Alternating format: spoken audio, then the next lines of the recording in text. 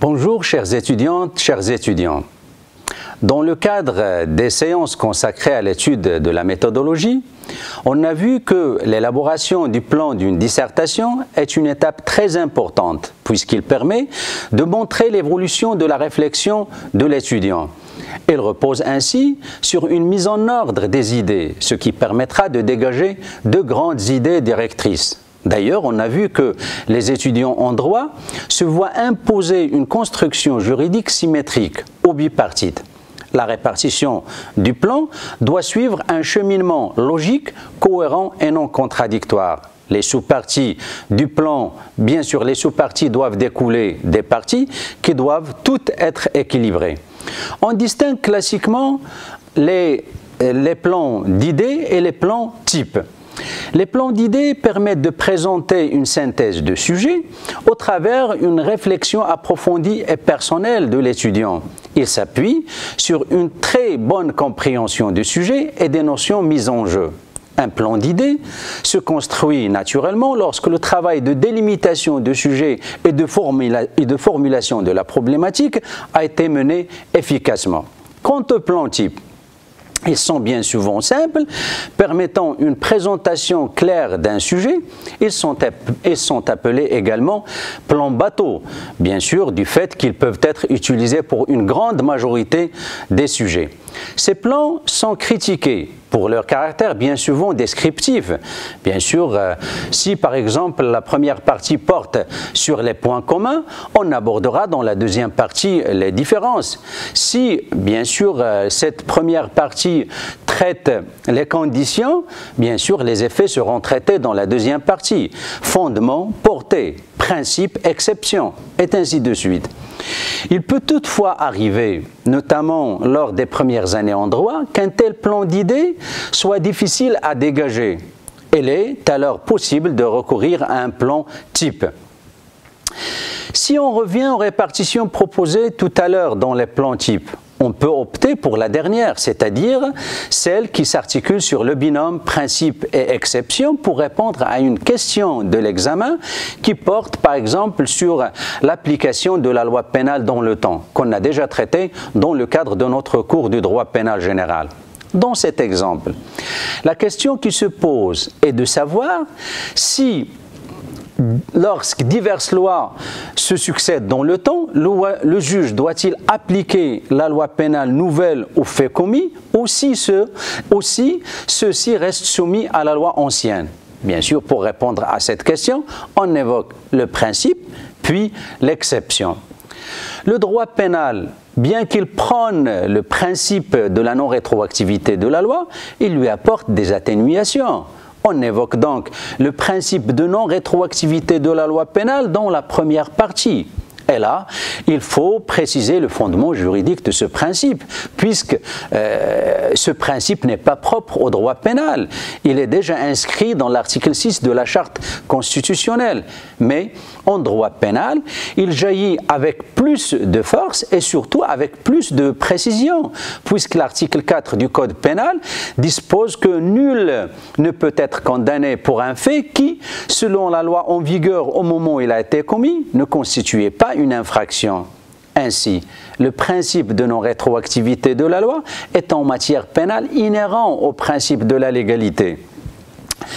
Ce principe de non-rétroactivité de la loi et bien sûr reçoit en droit marocain, comme d'ailleurs dans les systèmes juridiques comparés, des atténuations. Ces atténuations feront bien sûr l'objet de la deuxième partie. Ces atténuations sont relatives aussi bien à la rétroactivité de la loi nouvelle plus douce, en évoquant l'article 6 du Code pénal, ou encore l'article 8 du même Code sur l'application des mesures de sûreté, qu'à l'application immédiate des règles pénales de forme, puisque dans ce cadre, les prévisions de l'agent ne sont pas bouleversées par la modification de ces lois de forme. Voilà donc un sujet qui peut être traité en optant pour un plan type. Ceci dit, il peut arriver que certains sujets connaissent des évolutions importantes dans le temps. Et là, un plan chronologique peut éventuellement s'y adapter. À titre d'exemple, pour une question qui porte sur la justice pénale coutumière au Maroc, Un plan chronologique peut, à mon sens, parfaitement en être convenable. Le plan, dans ce cas, sera réparti en deux. Une partie portera sur l'importance de la justice pénale coutumière pendant la période protectorale, et puis une autre, bien sûr, qui traite la place de cette justice pénale coutumière à l'ère de l'indépendance. Dans la première partie, on peut même évoquer la période pré-protectorale caractérisée par l'exécution ou bien l'existence de la justice de Jma' et l'application du droit pénal musulman, et bien sûr puis l'avènement du protectorat marqué surtout par le renforcement de la justice pénale coutumière. Quant à la deuxième partie, il sera réservé au déclin de cette justice pénale coutumière, surtout avec l'adoption du Code pénal en 1962. En effet, quel que soit le type du plan adopté, il faut trouver des titres pour les parties suffisamment explicites et reflétant le contenu pour que le correcteur comprenne l'évolution de notre réflexion. Bien sûr, l'utilisation des titres courts et techniques est louable et même par souci de clarté, il est également préférable d'éviter les verbes conjugués. Quant à la rédaction à proprement parler, il faut éviter l'utilisation des expressions trop longues pour ne pas perdre le correcteur qui n'arrivera plus à suivre notre développement. Les phrases courtes facilitent généralement la compréhension de la dissertation. En effet, il est important de porter un soin particulier à l'orthographe, la grammaire, le vocabulaire et le style, etc. Quant à la première phase, c'est-à-dire celle de l'introduction, bien sûr, l'introduction est certainement l'une des parties les plus importantes de la dissertation. En droit, il occupe une bonne partie du devoir. Généralement, c'est entre le 1/4 et le 1/3. C'est en effet la première impression donnée au correcteur. Elle donne le ton du devoir comme les premières notes de musique donneront celui d'une symphonie. Une introduction soignée attirera sûrement le correcteur et le rendra peut-être plus indulgent dans la correction.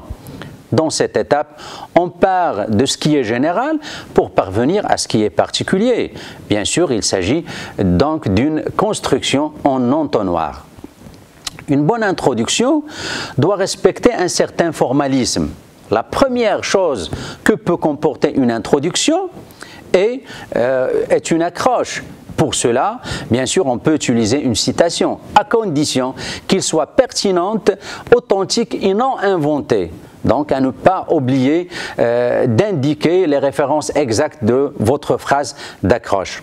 À titre d'exemple, pour le sujet qu'on a traité, ou bien qu'on a évoqué tout à l'heure, qui porte sur les atténuations au principe de la non-rétroactivité de la loi, on peut opter pour la citation de Montesquieu, selon laquelle la loi qui punit le criminel a été faite en sa faveur. Après cette étape, on procède ensuite à la délimitation du sujet. En effet, à travers la définition des termes du sujet, on arrive à exclure les thèmes qu'on ne va pas aborder. Bien sûr, pour certains sujets, un aperçu historique sur certains événements phares sera utile pour la compréhension du sujet. De même, le droit est une matière changeante. Le droit comparé permettra ainsi d'améliorer et de comprendre les forces et les faiblesses de notre droit national, en rapport bien entendu avec le sujet. Ensuite, il faut dégager l'intérêt du sujet, en le situant dans un contexte plus général. Le goulot de l'entonnoir est constitué par l'énoncé de la problématique. Celle-ci doit être, comme on a déjà précisé, correctement définie. Quant à l'annonce du plan, il se fait progressivement, de façon fluide, en montrant le sens de l'évolution de la réflexion de l'étudiant. Cette annonce ne porte que sur les parties, il ne comprend pas les sous-parties. Quant aux parties, bien sûr, les deux parties à proprement parler vont développer le sens du sujet posé, donner des arguments justifiant le choix de la problématique, confronter certains éléments du droit positif avec d'autres et formuler, bien sûr, des appréciations sur ceux-ci.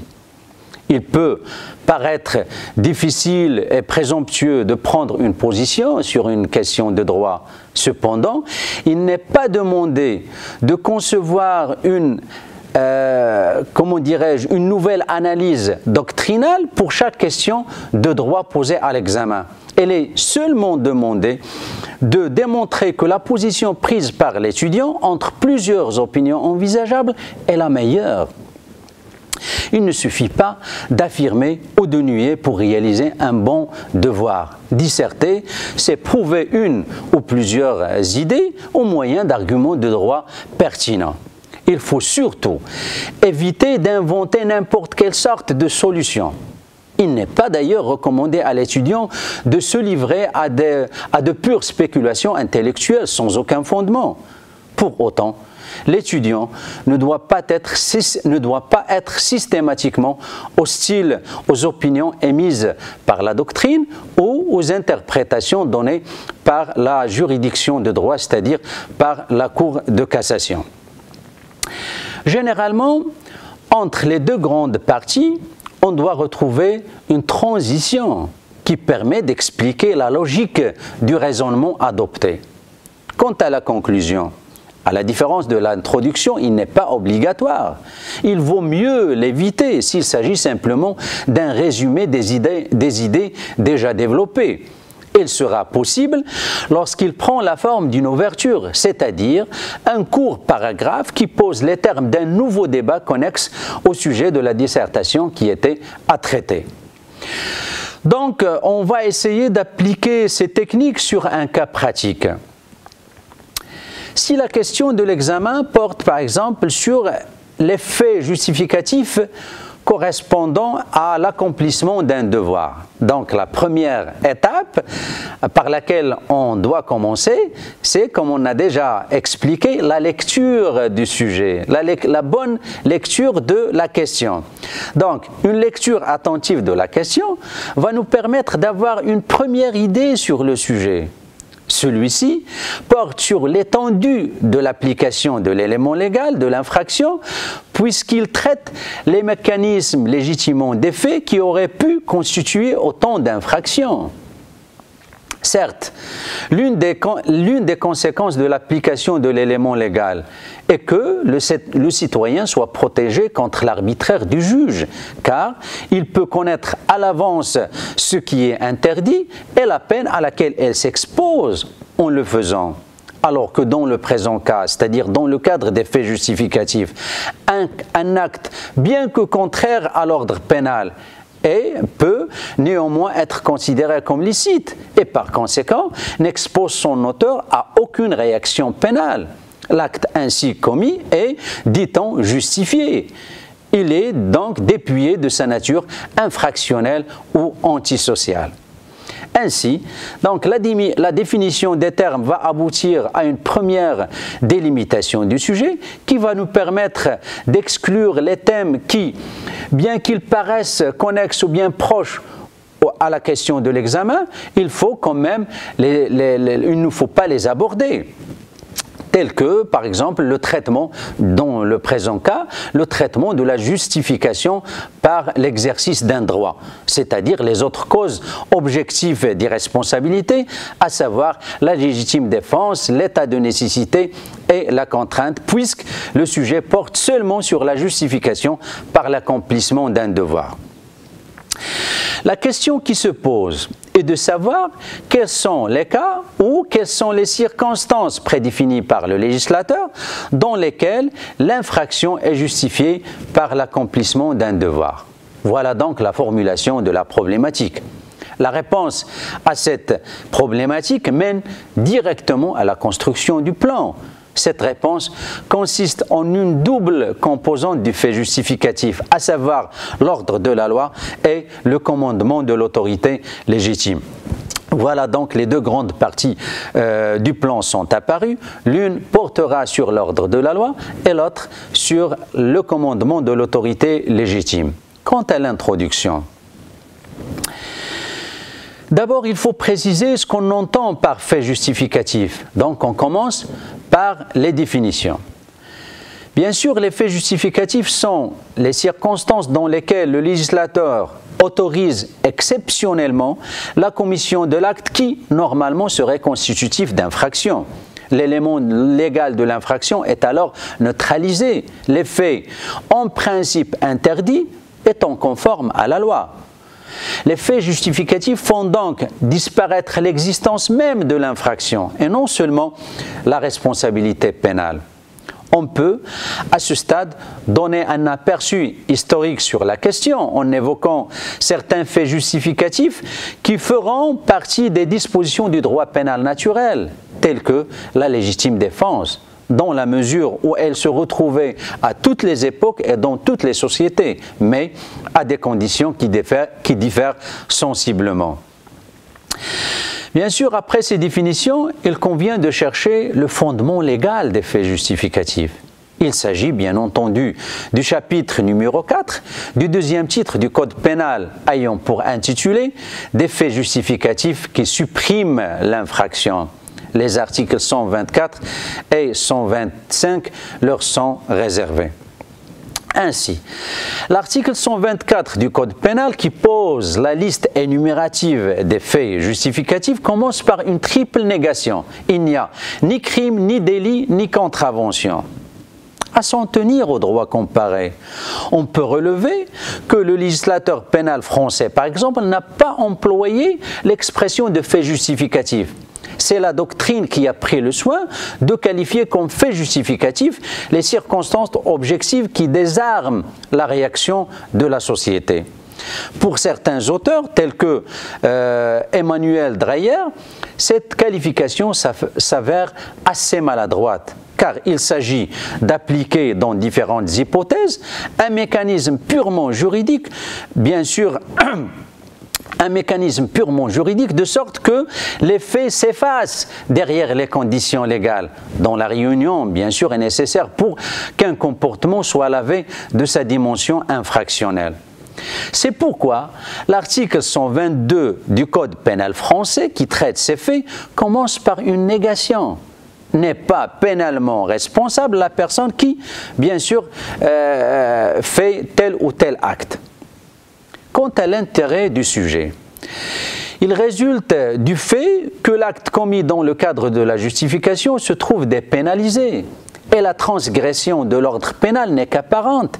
Et l'apparence ne suffit pas pour mettre en branle les effets répressifs attachés à la violation de cet ordre.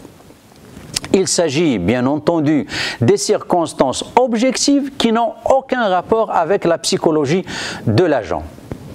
Bien que certains faits justificatifs prévus par la loi pénale correspondent à l'exercice d'un droit, on l'a déjà précisé, nous nous limitons dans le présent sujet à ceux qui correspondent à l'accomplissement d'un devoir prévu par l'article 124 du Code pénal, selon lequel il n'y a ni crime, ni délit, ni contravention lorsque le fait était ordonné par la loi et commandé par l'autorité légitime. La problématique paraît à ce moment claire. On va donc la formuler sous forme d'une question. C'est la question qu'on a déjà évoquée. Quels sont les cas ou bien quelles sont les circonstances prédéfinies par le législateur pénal ou dans lesquelles l'infraction est justifiée par l'accomplissement d'un devoir? L'annonce du plan sera également simple. Il s'agit de deux grandes parties. Une porte sur l'ordre de la loi et l'autre sur le commandement de l'autorité légitime. Vous voyez donc, on est parti de ce qui est général pour parvenir à ce qui est particulier, donc au travers d'une construction en entonnoir. Quant à la première partie qui porte sur l'ordre de la loi, bien sûr, l'ordre de la loi concerne l'hypothèse où un texte ordonne ou permet d'accomplir ce qu'un autre texte pénal érige en infraction. Le même acte ne pouvant être à la fois interdit et permis. L'élément légal de l'infraction est neutralisé lorsque l'agent agit conformément au texte autorisant son acte, à condition que les deux textes occupent la même place dans la hiérarchie des normes selon le principe du parallélisme des formes. On conçoit mal, par exemple, qu'un règlement puisse empêcher l'application d'un texte de loi. La question qui se pose est de savoir si, selon les dispositions de l'article 124 du Code pénal précité, la justification est subordonnée à la réunion de l'ordre de la loi et du commandement de l'autorité légitime, ou bien l'ordre de la loi suffit seul à justifier certains agissements. Face au silence du législateur marocain, il y a lieu de s'inspirer de l'évolution historique du Code pénal français. Si, bien sûr, dans l'ancien Code pénal français, la règle était que l'ordre de la loi doit être transmis par l'autorité légitime, aujourd'hui, l'article 121.4, surtout le premier alinéa du Code pénal, déclare justifier l'acte prescrit ou autorisé par des dispositions législatives ou réglementaires. Ainsi, si la loi s'adresse à telle personne, celle-ci n'a pas besoin d'attendre l'ordre d'un supérieur pour agir. De médecins, par exemple, on l'a déjà vu dans le cadre de cette période de confinement, marquée par la propagation du Covid-19, le médecin à qui la loi impose l'obligation de déclarer certaines maladies contagieuses ne viole nullement le secret professionnel en les déclarant. En droit pénal marocain, les prescriptions légales qui subordonnent d'une manière ou d'une autre la justification à la condition cumulative et de l'ordre de la loi et du commandement de l'autorité légitime, bien sûr, sont plus nombreuses. Cette condition de cumul est nécessaire, surtout dans certains domaines très sensibles mettant en jeu la vie, l'intégrité ou la liberté des personnes. La peine capitale, par exemple, est subordonnée à une décision du tribunal en plus d'un commandement émanant du ministère public. Dès lors, toute application spontanée de la loi par l'exécutant échappe à la justification. Le fait justificatif exige bien sûr la réunion des conditions suivantes: l'exécution d'un ordre donné par une autorité légitime conformément à la loi. Quant à la deuxième partie qui porte sur le commandement de l'autorité légitime. D'abord, le mot « autorité » cantonne le fait justificatif au domaine public. N'en est donc pas une autorité au sens du fait justificatif, le père pour son enfant, le mari pour sa femme ou encore le patron pour son employé. Pour la jurisprudence, l'autorité légitime ne peut être une autorité privée, mais une autorité publique, civile ou militaire, à condition qu'il soit légitime et qu'un lien de subordination doit exister entre cette autorité qui donne l'ordre et la personne hiérarchiquement appelée à l'exécuter par l'obéissance. Toutefois, le commandement illégal d'une autorité légitime ne peut en aucune manière justifier l'infraction commise par le subordonné. En effet, on ne pourrait pas rendre conforme au droit ce que le droit interdit. Donc, je vous souhaite bonne chance et à la prochaine séance.